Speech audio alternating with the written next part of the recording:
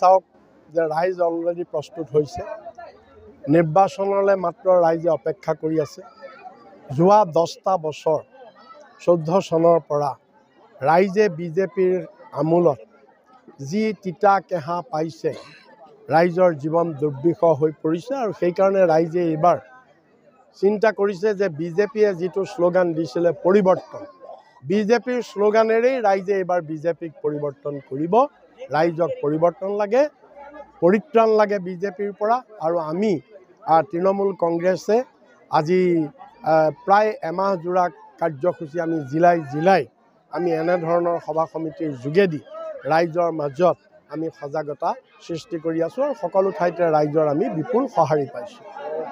India এলায়েন্সৰ যি নিৰ্বাচনী সমীক্ষা হ'ব ডেফিনেটলি আমি আশাবাদী এতিয়া যিবিলাক নিৰ্বাচনী সমীক্ষা ওলাই আছে সৰহভাগ নিৰ্বাচনী সমীক্ষা আপুনিতো জানেই আজিকালি টকা পইচা দি কৰে ইয়াৰ আগতেও নিৰ্বাচনী সমীক্ষা দিলে 5খন ৰাজ্যত মধ্যপ্ৰদেশত দিলে আৰু ছত্তীশগড়ত দিলে কিন্তু নিৰ্বাচনী সমীক্ষা শুদ্ধ নহ'ল গতিকে এইটো এটা ভুল আমি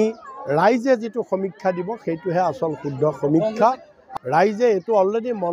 অলৰেডি স্থিৰ কৰিছে তৃণমূল কংগ্ৰেছে কিমান সময়ত নিৰ্বাচন কৰিব আমি আৰম্ভণিৰ পৰা যেতিয়া ইণ্ডিয়া এলায়েন্স আৰম্ভ হৈছে তেতিয়াৰ পৰা আমি 4খন আসন বিচাৰিছোঁ ইণ্ডিয়া এলায়েন্সৰ ওচৰত আন দলেও বিচাৰিছে গতিকে এতিয়া গোটেই বস্তুটো আলোচনা বিলোচনা চলি আছে আৰু আলোচনা বিলোচনা চলি এটা সিদ্ধান্ত হ'ব সৰ্বসন্মত সিদ্ধান্ত কেইখন আসন দিয়ে আমি বিচাৰিছোঁ 4খনৰ ভিতৰত আমাক যেইখন দিব আমি সেইমতেই আমি প্ৰতিদ্বন্দ্বিতা কৰিবলৈ আমি প্ৰস্তুত আছোঁ নাই আমি আগতে এইটো কৈয়ে দিছোঁ আমি কৰিমগঞ্জত বিচাৰিছোঁ আৰু আমি বৰাক ভেলীত এখনেই বিচাৰিছোঁ আৰু বাকী কেইখন আমি ব্ৰহ্মপুত্ৰ ভেলীত আমি কোকৰাঝাৰ ধুবুৰী আৰু লখিমপুৰ এই 3খন আমি বিচাৰিছোঁ আৰু তাত কৰিমগঞ্জ আসন নাপালেও বিৰোধিতা নকৰে নিৰ্বাচনত আসন নাপালেওতো বিৰোধিতা নকৰে আপোনালোকে নাই আসন নাপালে বিৰোধিতা আমাৰ মূল লক্ষ্যটো হৈছে আমি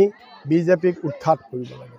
গতিকে আমি বিজেপিক উৎখাত কৰিম আৰু আসন নাপালে বিৰোধিতা নাই আসনটো পাবই লাগিব কাৰণ আমি সকলো অংশীদাৰ যেতিয়া সকলোৱে এখনকৈ হ'লেও দুখনকৈ হ'লেও আসন পাবই লাগিব পামেই নোপোৱাৰ কথাটো নাহে আমি পামেই আৰু আমাৰ এইটো আলোচনা বিলোচনা উচ্চ পৰ্যায়ত চলি আছে গুৱাহাটী আসনখন এতিয়াতো আম আদমি পাৰ্টীয়ে অলৰেডি তেওঁলোকে ইয়াত প্ৰাৰ্থী ঘোষণা কৰিছে গতিকে এইটো এটা মীমাংসা হ'ব মানে এটা আলোচনা হ'ব আল্টিমেটলি যদি কংগ্ৰেছে এৰি দিয়ে আম আদমি পাৰ্টীক তেতিয়া কোনো কথা নাইকিয়া আমাৰ কথাটো হ'ল কি বিজেপিৰ বিৰুদ্ধে 1-to-1 কণ্টেষ্ট হ'ব অসম বিধানসভাত হিমন্ত বিশ্ব শৰ্মাৰ বাল্য বিবাহক লৈ যথেষ্ট এগ্ৰেছিভ ভূমিকা এই সন্দৰ্ভত তেওঁ সেইটো এগ্ৰেছিভ অন্য নহয় তেওঁ নাটক তেওঁ ইচ্ছা কৰি আপুনি কওকচোন সদায় তেওঁ অসমীয়াত কয় কালি সেইখিনি কথা তেওঁ হিন্দীত কিয় ক'ব লগা হ'ল হিন্দীত এইকাৰণেই ক'ব লগা হ'ল তেওঁৰ যিটো মেনেজ মিডিয়া আছে এই মিডিয়াৰ যোগেদি সেই কথাখিনি যাতে অমিত শ্বাহৰ কাষলৈ যায় RSSলৈ যায় নৰেন্দ্ৰ মোদীলৈ যায় তেওঁ সেইকাৰণে কৈছে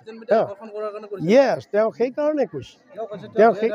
নাই সেইটোৱে তেওঁ সেইটো এটা অহংকাৰ ভাৱটো তেওঁ জীয়াই থকালৈকে তেওঁৰ কথা মানুহে নুশুনে নহয় তেওঁৰ কথা শুনিব মানুহে তেওঁ মুখ্যমন্ত্ৰী হৈ থকালৈকে তেওঁৰ কথা হয় আমি কেতিয়াও বাল্য বিবাহ সমৰ্থন নকৰোঁ আমি বিগিনিঙৰ পৰা আমিও তৃণমূলে অপ'জ কৰি আহিছোঁ আৰু পশ্চিমবংগতো আইন পাছ কৰিছে এইটো বাল্য বিবাহৰ আমি কোনেও সমৰ্থন নকৰোঁ কোনেও নকৰে আমি তাত আপত্তি নাই তেওঁ বাল্য বিবাহ বন্ধ কৰিছে আইন পাছ কৰিছে ভাল কথা আমি ছাপোৰ্ট কৰিছোঁ কিন্তু তেওঁ যিটো বক্তব্য ৰাখিছে যে মই জীয়াই থকালৈকে মইটোতে আপুনি শুনক মই মানে কি তেওঁৱেই যেন অসমৰ সৰ্বেসৰ্বা আৰু তেওঁ যেন একেবাৰে জীয়াই থকালৈকে অসমৰ সৰ্বেসৰ্বা হৈ থাকিব তেওঁ ধৰি লৈছে গতিকে তেওঁ মুখ্যমন্ত্ৰীত ৰাইজে পাতিছে কালিলৈ নাপাতিবও পাৰে তেওঁ হয়তো ইয়াৰ পিছত আৰু একো পদবীত নাথাকিবও পাৰে গতিকে তেওঁ যিদিনালৈকে মুখ্যমন্ত্ৰী সেইদিনাহে ৰাইজে তেওঁৰ কথা শুনিব তেওঁ মুখ্যমন্ত্ৰী হৈ যোৱাৰ পিছত তেওঁ এজন সাধাৰণ নাগৰিক হ'ব তেওঁৰ কথা তেতিয়া ৰাইজে নুশুনে তেওঁ এই কথাটো এই সত্যটো তেওঁ উপলব্ধি কৰিব লাগে মুখ্যমন্ত্ৰীয়ে কৈছে যে লোকসভাত 14খন 13খন আসন এইটো এটা চৰকাৰ কেন্দ্ৰত আছে অসমত আছে দপদপনি চলাই আছে তেওঁলোকে কিয় ক'ব নিজৰ দুৰ্বলতাটো কোনে দেখুৱাব কেতিয়াও নেদেখুৱায় গতিকে নিজৰ দুৰ্বলতাটো নেদেখুৱায় গতিকে তেওঁ ক'বই 13খন কিয় 14খন পাম বুলিও ক'ব তাত চিন্তা কৰিবলগীয়া কেইখন আসন দিব ৰাইজেহে ঠিক কৰিব।